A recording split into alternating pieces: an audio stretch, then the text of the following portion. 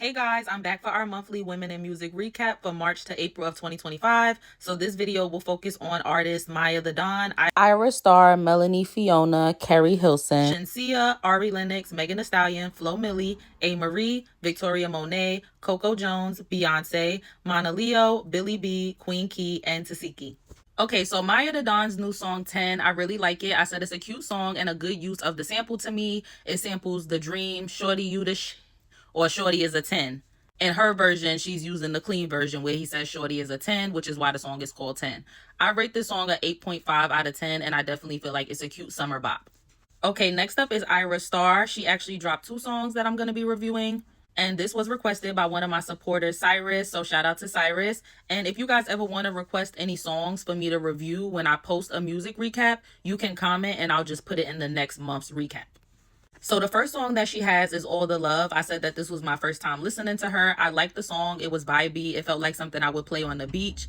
She has a raspy voice similar to Tim's, which I really liked. And I gave that song an 8 out of 10. And the next song was a song with her and Wizkid called Gimme That. I also rated that one an 8 out of 10. And I said it was more upbeat than the All the Love song. It was danceable. And I liked Wizkid's feature on it.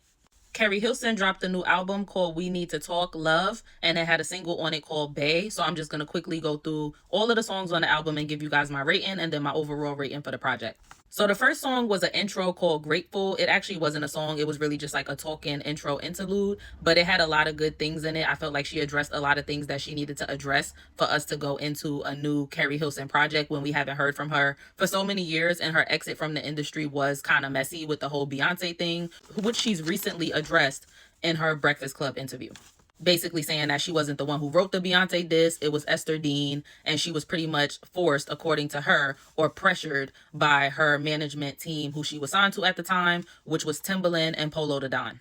The second song on the project was called Naked. I rated that a 9 out of 10. She was bearing it all, and it was basically about finding yourself. The third song was Searching. I gave it a 7.5 out of 10. I said it was good, but it was just something missing. The fourth song was Something About You. It was very long, and I felt like it was too boring to be 6 minutes long. I gave that one a 6 out of 10. The next song was the single Bay, and it had a cute sample. It sampled A Bay Bay. I gave that song a 7. The next song was Scream. I gave Scream an 8.5 out of 10. I said Keri needs to keep reheating these nachos. It sounded very much similar to a kind of song that she would make when she was in her prime. The next song was called Whatever. I did not like that song. That was my lowest rated song for the project. I gave it a 5.5 out of 10. The next song was called Weigh Me Down. I rated that a 7 out of 10. And then the last song on the project was called Say That. And I rated that a 6 out of 10 and said that I didn't feel like it was a very strong outro. It was pretty boring to me as well. My overall rating for the project was a 7 out of 10. So a good effort, a decent effort, especially for Keri to be returning to the industry. Could have been a little bit stronger, but definitely not bad and worth the listen. Speaking of R&B women making a comeback, we also have Melanie Fiona, who dropped the EP called Say Yes. The EP only has 5 songs, so this will be a quick one. I'm just going to run through it, same way I did with Keri. Okay, so the first song is the title track, and it also has an extended version on the EP. I gave this song a 7 out of 10. I did have to listen to it a couple of times to really get into it and give it a rating. When I first heard it, I really didn't know what to do with the song. The next song was Make Me Feel. I gave Make Me Feel a 7.5 out of 10. It featured someone named La Russell, and I just felt like that feature wasn't needed, and the song probably would have been an 8 if he wasn't on the song, because he kind of came in abruptly, wasn't feeling the verse. It just didn't need to be there. The third song was Do That. I rated Do That a 6 out of 10. It just wasn't my favorite on the project. The fourth song was Mona Lisa Smile. I gave that a 9 out of 10, and I said It Kills Me Nachos Reheated. I felt like, again, similar to what I said about Keri, how she had that one song on the project that really reminded me of her in her prime. That's what this song did for me with Melanie's project. I was kind of looking for that 4 a.m. It Kills Me kind of vibe, and I got it most from Mona Lisa Smile. Some of the other songs on this project, no offense, they were coming from a healed place, I feel like. And if you were a fan of Melanie all those years ago, she kind of made heartbreak music. So you're kind of going to be searching for that, and you might not really get that from this EP, just letting you know going into it. But the closest thing to it is Mona Lisa Smile, which I gave a 9 out of 10. And the last song on the project is I Choose You. I gave I Choose You an 8 out of 10. I said this was very Lauryn Hill coded down to the ad-libs in the back. I really like this song. And my overall rating for the EP was a 7.5 out of 10. So again, similar to what I said about Keri, definitely a good effort for you to be making your comeback. Could have been a little bit stronger, but it also was only 5 songs, so that kind of brought her average down. But again, definitely worth the listen and definitely worth checking out. Next up, Shenseea dropped a song called VIP. I said it's not my favorite, but it's not a bad song. I gave it a 7 out of 10. And she's also did a freestyle on the Radar, which I've heard is called Shenseea. I really enjoyed the rapping and singing combination. I love when she raps and sings on a song. It was an 8.5 out of 10 for me. And I also love how she shouted out Vybz Kartel in her freestyle. If you know the history between them, it's a good thing, especially with him just having bought her out at the Barclays Center. I love that they coming together.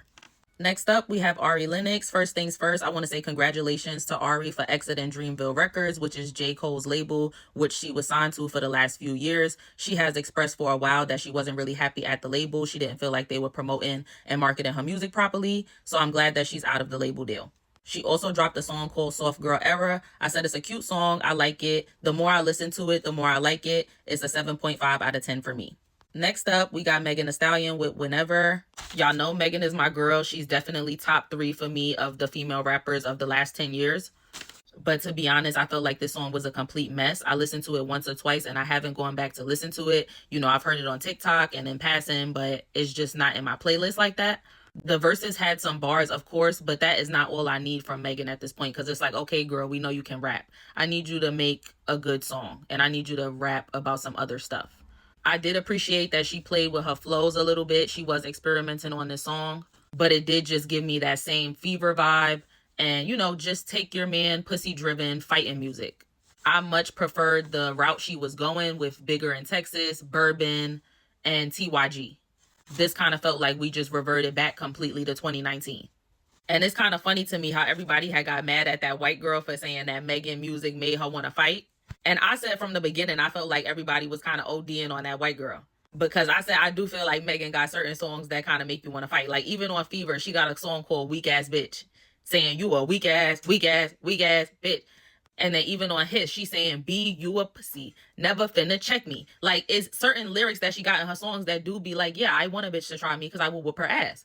But for Megan to now put out this song talking about it's whatever, bitch. It's whenever, ho. Talking about she'll run in bees, mouths and all of that. The white girl was right. Megan is making fighting music. So what's tea?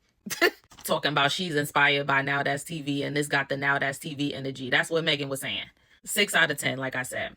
Next up, Flo Milli. Congratulations on the baby. If y'all don't know, she did give birth to her baby. And she dropped this song called Gripper featuring T-Pain. She's been kind of sampling or promoting this song a little bit, previewing it for a while. I don't know why I couldn't think of the word preview just now, y'all. But I said it was a cute sample and feature, you know, T-Pain being on the song and it samples I'm in love with a stripper. That's cute, but it was underwhelming and the sample definitely could have been used better because it just wasn't a great song. To me, it was a 5 out of 10. Okay, so Beyonce kicked off her Cowboy Carter tour and I have seen some clips going around. It does seem like she confirmed her Vegas residency at the Sphere. I do low-key feel like retirement and possibly a DC Destiny's Child reunion are coming soon, based on all the videos and clips that she was showing on the screen. But I did love the symbolism that she had in the show. For example, she sang a bit of the national anthem and then went directly into Freedom, that 8. She also had something on the screen saying never ask permission for something that's already yours. So it was a lot of political statements in that show for sure. And I'm just happy that Beyonce really took this country thing all the way. She's opening doors for fellow Black country artists. I'm not a big fan of country music because honestly, it's low-key always been something that just felt like it wasn't my kind of music, even though now we've learned that the history of it is that it really is our music. But I'm even glad that she opened my ears to some of those songs and those types of music. Like I do like Bodyguard, I like Jolene, I like Texas Hold'em, I like Blackbird. So, you know, there's a few songs from that album that I do like, even though it wasn't my favorite Beyonce album overall, because I'm a hip hop R&B girl. So I'm just glad that she was able to like introduce the Black community who's not fans of country to it, let us learn about the history, and also open doors for fellow Black artists. Okay, another girl making a comeback. A. Marie is back. She dropped a new single called Mine. This is good, but it wasn't too much of a standout for me. I gave it a 7.5 out of 10 though. Like it was good. It just wasn't nothing that really stood out about the song to me, you know? But shout out to A. Marie, Keri Hilson, and Melanie Fiona for all trying to make comebacks. They were great R&B artists in their primes, and we really need some energy pushed back into R&B anyway. And I definitely think that all 3 of those ladies deserve to be bigger when they were in their primes. Mana Leo dropped a freestyle to Human Nature, the Michael Jackson song. Girl, please never touch a Michael Jackson song again. But congratulations on getting signed and dropping the Queen and Slim video with her man. They have a song that's been out for a few months called Queen and Slim. You know, it's kind of a play on their relationship and the movie if you've seen it. That is a good song and the video was good as well. So y'all should go check that out. But as far as this Human Nature freestyle, it's a 6.5 out of 10 for me. Not many people can play games on a Michael Jackson beat, and especially when you're not really rapping about nothing with no substance. Like, don't piss me off. Okay, so Davido also dropped a new album and it features a song with Shenseea and a song with Victoria Monet. So first we'll talk about the song with Shenseea. It's called R&B. I said Shenseea shined on the song in my opinion, and I give her part of the song a 7.5 out of 10. And the song that featured Victoria Monet was called Off of Me. I said that this was different than anything I've really ever heard Victoria on before. Like, she has done songs with like a Caribbean flavor like Party Girls, but this was a little different. I'd give her part of the song a 8 out of 10. I was pleasantly surprised by how well her and Davido blended together. Okay, Billy B dropped a song called New York City Girl. I know a lot of y'all probably don't even know who Billy B is, but she was the girl who was featured on Don't Play With It, Lola Brooks' debut hit single. And I really don't like how Lola did Billy in the time when the song came out. Lola was getting a lot of bookings and interviews and stuff and performances, and she wasn't bringing Billy along. And I felt like Billy got lost in the shuffle. Very similar to the situation that's going on currently with Pluto and YK Nice with the whole Whim Whammy song. And no shade, I feel like that's why Lola didn't end up going far, because you didn't do what you were supposed to do by Billy. And Billy also low-key out-rapped Lola on that song, in my opinion. So I'm always going to support Billy. And this was a song that was obviously targeted to NYC, so I had to check it out. Now, I will say the singing on this song really surprised me. It wasn't what I expected. It did have a short rap. The rap was good, but the song just really wasn't what I expected. You know, I'm used to Billy being like a hard rapper, and her singing kind of threw me off, but it wasn't bad. It just wasn't what I expected, and I don't know if she'll be doing more songs like this, but I gave the song a 6 out of 10. We already talked about this in one of my Baddies Tea recaps, but Tasiki dropped the Uchi Wally freestyle. She did end up dropping the full freestyle, and it is on YouTube. To me, the original video that I had in the Baddies Tea recap, like when she previewed it on Instagram Live and she was in the studio, it sounded better to me, in my opinion. Like, I feel like she re-recorded it when they put out the version that they dropped on YouTube and did the video for it. I just liked her delivery a little bit more on the version that we heard on Instagram Live. But it's still a good freestyle. And y'all know it has the lyric in it about Lemmy not being able to hit. Lemon Pepper, give me money, but I'm never going to come. And of course, the fact that the song has a familiar beat makes it obviously, you know, more easy to like. So I said the freestyle was good in my opinion. And I definitely think she has potential in music and outside of Baddies. And I'll rate the freestyle a 8 out of 10. Queen Key dropped a mixtape called Watch This. The first 5 songs of the mixtape are the episodes. She really ate the episode series up, and I said all of the episodes are either a 9 or a 10 for me. Jada's sister, Jasmine, and 600 Breezy, her baby daddy, they got dragged. They got ate up. The next song on the project is Hellwoods 2 with Glorilla, which I've also reviewed before. That song was great. They both slid on that. Now, the last 4 songs on the project were new. The first song was called Chico, Dog Hose, and I believe that's like the single because I think she dropped the video for that one. I gave that one an 8 out of 10. The next song was called What I Say. I didn't really like that one. That one was a 5 out of 10 for me. The third song was Eyes on You. That one was a 6 out of 10. And then the last song was Have That, which was a 7 out of 10. My overall rating for the tape was an 8 out of 10 because of all the episodes. No shade. The episodes carried because, like I said, all 5 of the episodes are a 9 out of 10 for me, or a 10 out of 10. And then lastly, Coco Jones dropped her debut album, Why Not More. I'm quickly going to go song by song because it is a long project, but it was definitely a good debut album effort for me. And some songs that stood out to me were Keep It Quiet, On Sight, AEOMG, Thing for You, Here We Go, Uh-Oh, Other Side of Love, You, and By Myself.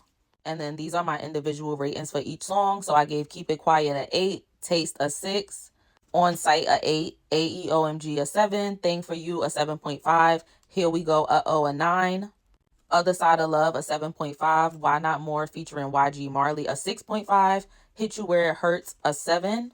I'm going to skip 10 and then we're going to come back and talk about 10. I gave You a 7.5. I gave Nobody Exist a 7. I gave By Myself a 8.5. And I gave Forever Don't Hit Like Before a 7. Now, Most Beautiful Design featuring Future and produced by London on the track. Why are you working with 2 deadbeats and producing a trash song after doing all of that?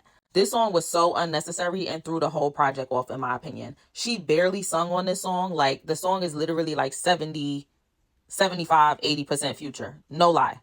If I wanted to listen to a Future song with him talking about he don't want to be a womanizer when we know Future is a womanizer, I would go listen to that bullshit. And I didn't sign up for that when I put on a Coco Jones album. I didn't sign up to listen to a Future song. Don't do that again. I gave that song a 3 out of 10, but I decided to be nice when I gave it my album rating and not count that song because that would have brought her rating down unfairly because, like I said, she's barely on the song. So I rated it counting every song besides that song. That's a Future song. So minus the Future song, my overall rating for the album is a 7.4. Like I said, solid debut album effort, but don't do that BS again with this Future song.